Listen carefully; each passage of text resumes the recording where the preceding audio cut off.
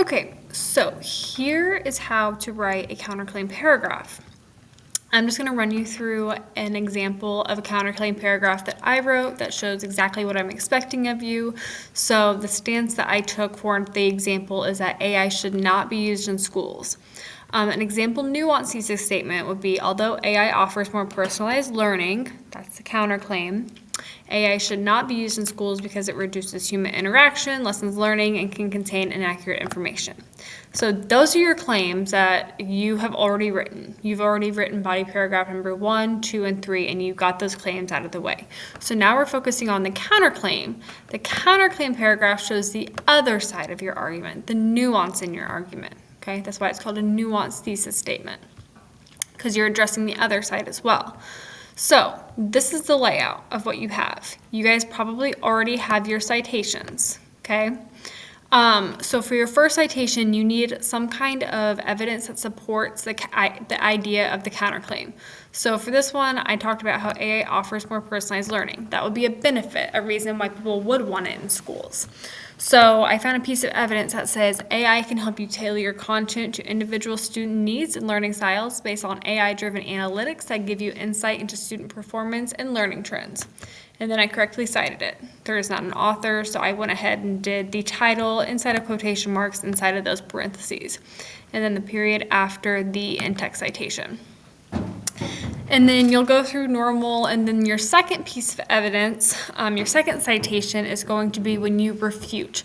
Refute means to essentially go against something or to explain why your argument or your stance outweighs that, why yours is better than that. So this second citation, citation number 2 in this paragraph, is going to do something that supports your side of the stance. So I used this one, and I just did a paraphrase. I didn't do a direct quote, but I said, this article explains how a huge part or a large part of personalized learning is teachers taking into consideration school culture and being able to target their educational practices towards students. Author's last name, there's more than 3 authors. I did the et al. Thing, didn't use page numbers because I summarized, I paraphrased a lot of information over a lot of pages, okay? So, starting from the beginning, you have your topic sentence. You have to have some kind of transition that shows that you're moving into a counterclaim. So something like on the contrary, or maybe on the other hand, something like that that transitions into this idea that you are going to address the other side now. And then your topic sentence that puts your stance in relation to that specific claim or counterclaim in this example. Many people believe that AI should be used in schools because it helps personalize learning to students. Okay, topic sentence, done. Then you want to authorize. So I go back to this source where I found this already, which was this, okay, it's this article, and I find out how can I authorize this and make it credible. First thing I noticed, it's published by the University of Illinois, a school that is established and well known.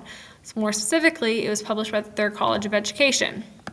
So I said, according to an article written by the University of Illinois College of Education, there are many pros and cons to AI. I might say many pros to AI because we're talking about counterclaim here. The article states, and then you go into your citation and then in-text citation down here. Also, I'm going to do this as I go, just to put it into a paragraph form, but you guys can do whatever works best for you, okay? So after you give your evidence, you're going to explain the validity of that side of the argument. You're going to explain why this counterclaim does have some backing behind it, or why it does matter. So I said, this is saying that AI can help students receive learning that is more personalized to them. This is beneficial because it helps reach students at their own pace. And then you would ideally add 1 or 2 more sentences of explanation. Okay, done. Halfway done right there. The next thing you need to go into is that citation where you are telling me why your stance is stronger, why it outweighs the counterclaim. So you have to authorize that like normal. Here we go. This is back to a source that I found on Eric.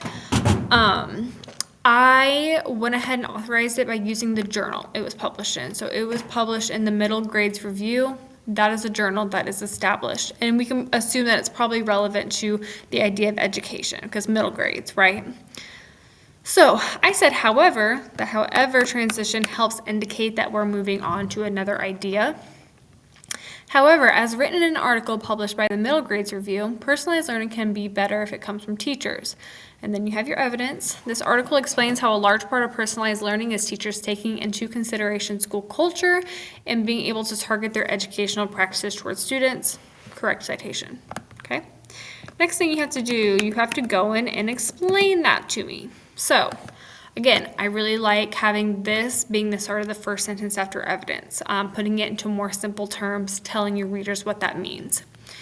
This is saying that personalized learning is more beneficial to students when the teachers tailor it to them. The teachers know their students better than AI ever can. AI doesn't get to see the school culture and the complexities of students. That is sufficient explanation, okay? My own words, I'm explaining what this is saying up here. And then lastly, you want to have your transition sentence or your impact statement. So I said, even though AI can help reach students at different levels, addressing the counterclaim, it cannot be compared to the personalization that teachers can offer.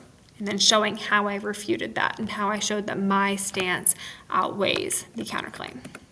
Okay? So that is what a counterclaim paragraph looks like. If you want, you can pause here and read through the whole entire paragraph together. That is exactly how I want your guys' paragraph to flow, how I want you to go from addressing the other side and telling me why it's valid, why it has merit, but then going into the second half saying, okay, but even though that's a good point, my point's better. My argument, my stance outweighs the counterclaim. Okay? So first piece of evidence supports counterclaim. Your second piece of evidence shows your stance again, shows why your stance is more important. Ideally, you want this to be talking about the same thing, about whatever your counterclaim was. Okay, so pause there, look at that as an example. If you have any questions, please let me know.